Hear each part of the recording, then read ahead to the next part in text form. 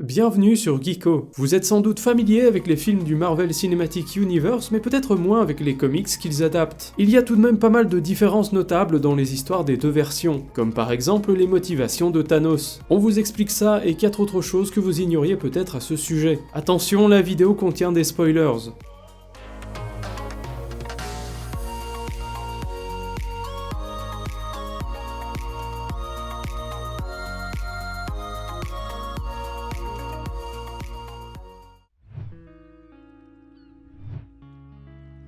Le scénario du comics Civil War a des conséquences bien plus graves que le film du même nom. Dans les deux cas, l'histoire montre le groupe des Avengers divisé par des mesures de contrôle des gouvernements sur les super-héros. Se forment alors deux clans qui vont s'affronter, chacun mené par Captain America et par Iron Man. Si dans le film, les deux leaders finissent en froid mais restent tout de même en contact, il faut noter qu'aucun des personnages principaux ne meurt des suites du conflit, et que les Avengers prisonniers sont rapidement libérés. Ce qui n'est pas le cas du comics qui propose une vision plus sombre, puisqu'à la fin, Tony Stark devient le directeur du SHIELD et Captain America est arrêté puis assassiné.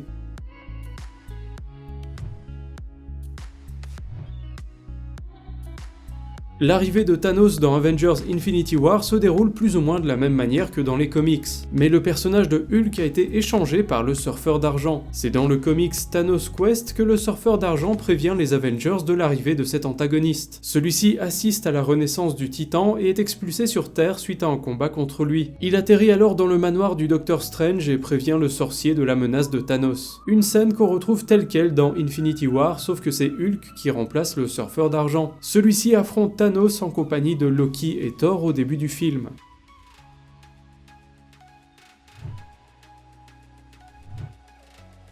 Les motivations de Thanos sont bien différentes dans les deux cas. Si dans les films il veut utiliser les pierres d'infinité pour éradiquer la moitié de la population et ainsi rétablir un certain équilibre et éviter que les ressources de l'univers ne s'épuisent, le comics Thanos Quest dépeint l'antagoniste très différemment. Thanos voue une admiration pour le personnage de la mort, une entité cosmique qui est l'incarnation de la fin de l'existence. Thanos désire devenir son égal et régner à ses côtés en devenant un dieu à l'aide des pierres d'infinité. C'est d'ailleurs la mort elle-même qui lui confie la tâche d'éliminer 50% de la galaxie.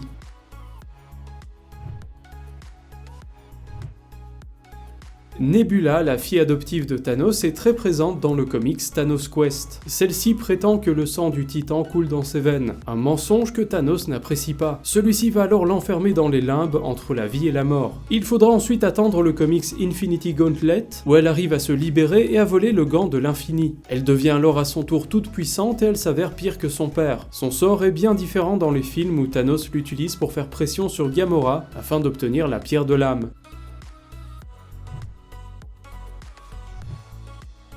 Le personnage d'Adam Warlock n'a pour le moment qu'un tout petit rôle dans le MCU. Pourtant, celui-ci a une plus grande importance dans les comics, puisqu'il est le personnage qui empêche Thanos de détruire l'univers. Warlock est un être supérieur créé génétiquement et est intimement lié à la pierre de l'âme, son âme s'étant retrouvée enfermée à l'intérieur. Il finit par aider les Avengers et prend même la tête du groupe. Il est tout à fait absent des films, à l'exception de la scène post-générique des Gardiens de la Galaxie Volume 2, où il est teasé comme étant la nouvelle arme d'Ayesha.